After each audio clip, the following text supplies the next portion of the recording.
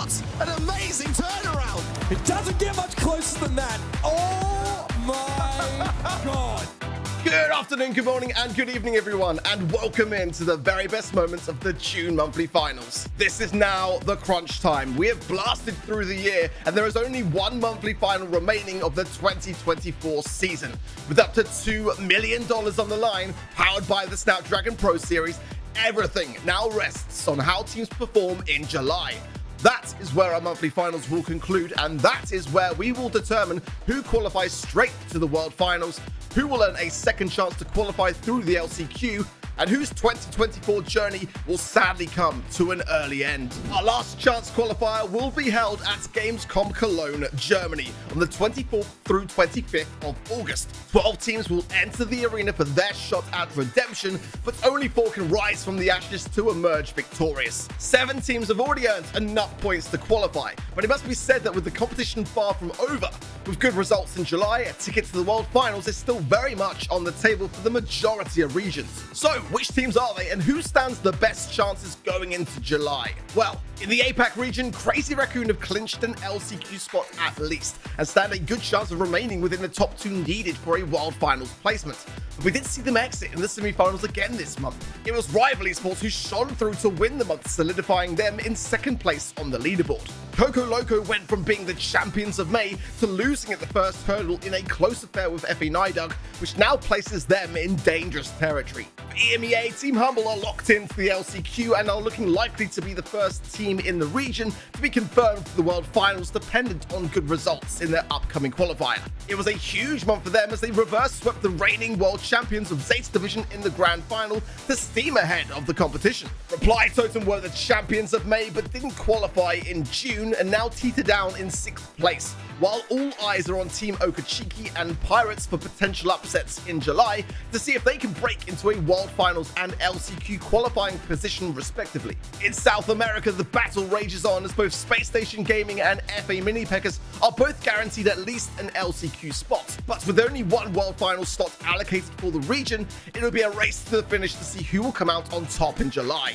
FA Mini Peckers were able to take down Space Station yet again in the grand finals and are now 2 for 2 with them in monthly final wins. Meanwhile, Team Kesso try their best to cling on to their LCQ spot as Moekos give chase. In North America, no one is yet mathematically locked in for the LCQ at the time of this recording prior to July's qualifiers, which just goes to show how close the World Finals race really is in this region. STMN had an important win over last month's champions of Elevate in the quarterfinals, knocking them down to 2nd on the leaderboard, but couldn't seal the deal against Pioneers in the grand finals despite a 2-set lead. Pioneers now only need a handful of points to clinch at least an LCQ spot, while the battle between Tribe Gaming, STMN, and Luminosity is bound to conclude in brawl, sweat, and tears. And finally, in the Chinese mainland region, there are no World Finals slots allocated, but 3 LCQ placements have already been snapped up. It was a tense back and forth in the grand finals between Toxic Lotus and Senior Network Team, but in the end, Toxic Lotus clinched the win in the 5th and final set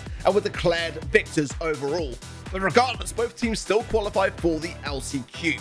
Venice, who are the runners-up in the lower bracket finals, then are the 3rd and final team to claim a golden ticket, which wraps up the region. The July monthly finals are just around the corner, and event.brawlstars.com is the place to watch the action unfold, and a great way to earn some extra in-game progression by connecting your Supercell ID. Vote for your match MVP, and most importantly, get your team predictions correct, and you'll be rewarded with an entire track line of star drops, as well as exclusive pins and sprays that can only be unlocked through event.brawlstars.com. The July monthly finals are arguably the most important match day of the year thus far. So circle those calendars, set those alarms, and get those reminders locked in for the 20th through 21st of July, and be the first to see which teams will secure their place in the competition to come. But in the meantime, here are all the very best moments of the June monthly finals. That was a situation where Foot Esports starts strong, having near team wipe, or nearly getting a goal. Instead, it's SK Gaming going the other way. I don't know about this time, though. 3 brawlers standing tall right now for the red roster. They dropped the Gale NATO, the pushback as well. Damn. Unbelievable defense, and now a hypercharge from Anon. Coast to coast for Buzz. Swinging his way the other way, grabs the ball, puts it in the net. Unreal. Yeah, it really does. And I mean, even at that, if you want to go and stun someone, you can do that as well and take someone out of the equation. But the pull comes in and he actually jumps onto him midway. I'm not sure if that kind of put them in a worse situation or saved it. Yeah. Splash from Naui there, and Super still available. Huge stuff coming in from Zeta, and honestly, that jump, it turned out absolutely incredible. I'm sure he was a little bit worried along the way when he was getting dragged into everybody, but it played out perfectly for them in the end. And Zeta Division, they use this Crow Super to really set things up.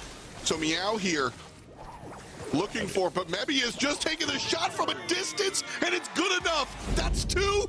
We are going to a set 5. Organized aggressiveness from him, but now he's getting hit pretty hard. Joker's going to slide over that side. Barrier is up. Sweet Dream's not going to connect, and he gets blocked off. Twister on the ball, and if he can cycle these out, like, oh, he doesn't get it down. Yoshi might be able to grab this. Gero, the only one defending, but he's spinning. He might not be able to grab the ball and cover the goal here. Now he's back in. Oh, the pull off the ball. He doesn't realize he's got to catch it left, and that should secure it for Zeta. And the blue star with Zeta as well, which means one of them can go down. Oh, now he can go down, and he's the aggressive one. Surely they just plug a load of heals into him and let him go. Jump comes in from Gero, but now they're all in that situation, and Joker can thrive heavily. Linane gets some, Yoshi gets some. Beautiful from SK, and the retreat's there as well. Gero is absolutely cooking. He's hitting so many shots. Now he's going to head up again. Hypercharge can be used by Joker, but he doesn't have a super yet. Gets it eventually, but not without his teammate going down, and all the heals in the world are just behind Naui, and he's just going forward super after super. It's so hard to follow, and he still gets the kill. Nothing you can do about it. This is just overwhelming. Ice Rink after Ice Rink. Dive in from Meow. Heals from Gero. Indestructible. She has the shield to force away. Just give her that little extra boost. The deceptive victory in that lane there. 5 stars, the difference maker. We've seen Humble do this before. There's the first. They claim 1. 30 on the clock. They're still pressing the issue. But this is enough time where OGC are going to have to hold off for a good distance here. Well, they don't have good distance. They're pretty crunched in and crunched down. Humble take them. Luffy steps up here and it's over. They don't have super right now, but they can poke for it pretty quickly. Nice shot from Bobby. Had to shut Luffy down.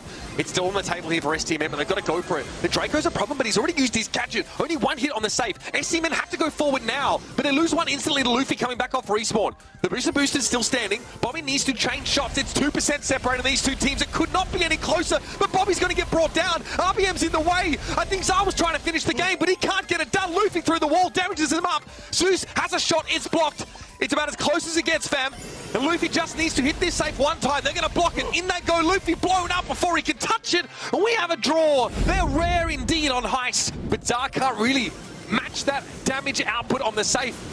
And Zar struggling with Zeus because every shot from the Gale slows you down. It's so frustrating to fight through. But Sands gets a full clip laid out onto the safe here. This puts STMN in the lead, but only just here. RBM finally brought down.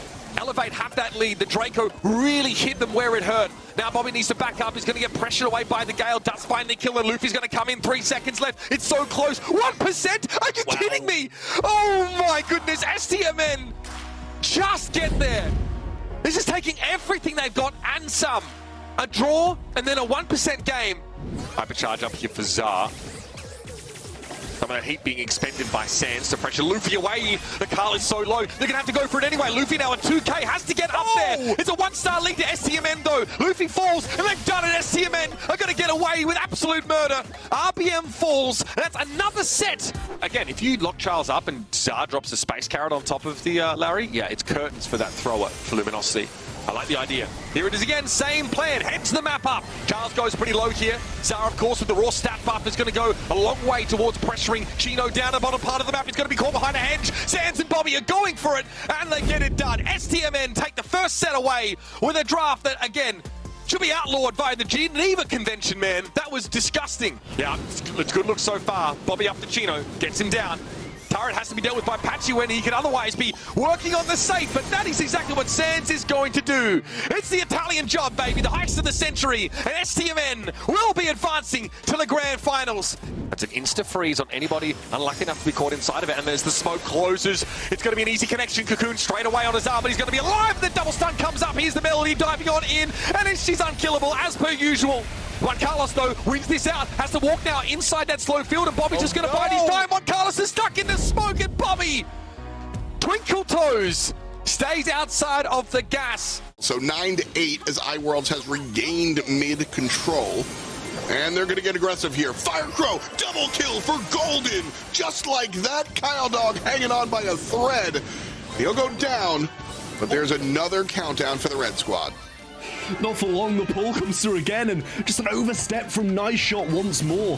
Starts the countdown for Space Station, and there's no equalization from the mid for iWorlds. They need to push, they need to get the pressure on, just like they did in that last game. But they need to pull through in this one. Golden, low, does fall down. Nubis pushing in, now comes Hypercharge. Super back from Kyodog. Nubis gonna land straight on the gems. Nice Shot trying to take them, but stopped by Firecrow. He's gonna go for the ones in the mid and try stop Nubis from grabbing those as they can equalize this one out, but it's grabbed by Golden, and nothing else hits. This is still Mini P.E.K.K.A.'s looking for a takedown, and that is a blown loose super. They can skate right on around this. They don't even have to touch ground on the ice right now. Sure, they're getting some free taps, but Byron doing a great job of just pocketing these heals. Now some extra ones going in as well. P.E.K.K.A. trading, though, escapes as well. 15 on the shot clock, and Olympo have to catch up. Oh, man, P.E.K.K.A. should not have been able to do that. It looked like Olympo were actually treading water there. They need 2 kills or P.E.K.K.A., and I don't think P.E.K.K.A.'s going to be there. Hoobie actually winds up getting the kill. 3 seconds to go, and Olympo, they team wipe the other way around. Wall on the right side is going to be a big space of opportunity for SSG to get fighting here, which seems weird because I know that Maroikas are leaning on these sharpshooters, but it really is what they're using for cover. 2 players coalescing on Alonso, and they're going to win it. So it's 5-10 now. Now it's 10-13, though. Maroikas answers back. 1 second on the clock, and 1 star above. Maroikas take the set, and we've got a contest. Motep is doing phenomenal work at all of the above. He knows what he's doing. He's getting some great tags. Look at this again. Just shoves them right in the fog and allows Mini P.E.K.K.A. to get an early W. I mean, he straight up brings less damage than some of the other similar ranged brawlers to the table. But the amount of util he brings that you highlighted is so impactful. And yeah, I think that separates the Joes from the pros. And right here, oh my goodness, Mini P.E.K.K.A. is just shoving Team Queso into a locker. They're in the corner. There's nowhere for you to go. The pull breaks the wall. Here comes Motep. 1 for me, none for you. Mini P.E.K.K.A.'s win that one as well. 5-7 in control of the map for Space Station Gaming with several gyms on the ground. P.E.K.K.A. forcing his way forward, though. Awesome stuff here, and he does have a get out of jail free card if he needs it. He can escape at any moment with that super. A nice gadget connection. Kyodog just forced to rush in right into Motep's arms. He was waiting for him, had the lens flare ready to go, and now they've got an extra bodyguard in the path.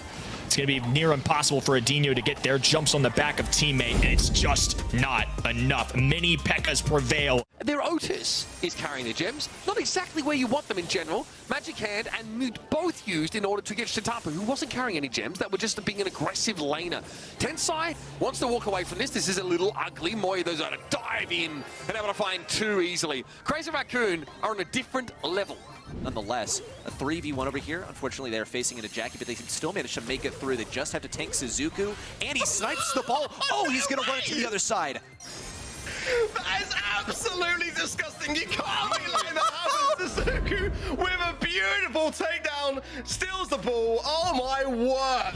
Ems can get so much value, and it's always been a staple diet in this region as well. Oh, double stun inbound from Levy. Oh my word. The barrage from the Rico there just seals it, but that was disgusting, and he's not done yet. Hypercharge now in and doing the Spider-Man around the map. Going to find Ghost T as well now. Gets the kill on him and continues to push forwards as Chappie has Hyper Bear on the safe as well. This could be cooked for FA Nidug here. I think the last shred of damage not going to be done. There is a world of possibility for defense. I think we saw a moment there from the Hypercharge Jesse turret. It's actually worse for it to be Hypercharged, considering that it has additional bullet spread to make it so that it hits enemies better, but it was actually straight up missing the save and ended up being down by the team. And Tensai's coming around the right side. Oh, wait. Crazy Raccoon might actually have this mid take. Sitampo has to be forced out of this left side. Mind you, Rival Esports EA are only ahead by 1%, and that is quickly going to change as Tensai rampages forward, each swing dealing catastrophic damage to the save. 15 seconds left. Rival Esports EA have a lot of ground to make up. We even see the emergency escape jump pad from Gale on the left side. Melty Shoe on the left side converge on the safe. Milkreo needs to get some shots in. 65, trickling down. 62, last one. Down to 58. Rival Esports tie this with Crazy Raccoon. Now they're going to have to give up the point once more, but we're pretty much even now. Super up. Shu gonna go in now with the tailspin. Shitapo with the mind control. Shu having to move forward now, and can he get anything done here? No, he just walks out of the fight. It's close. 78 apiece. Rival able to step up now. It's gonna be Shitapo left, able to find at least some purchase on Shu, but Milkrio's been getting extra capture percentage this entire time. And Melty's returning to the fight. They're at 91% and counting. Oh, almost all the way up to 100%. Shu needs to stay alive. Moya, the last hope. No, they do it! Rival Esports are going to the grand finals.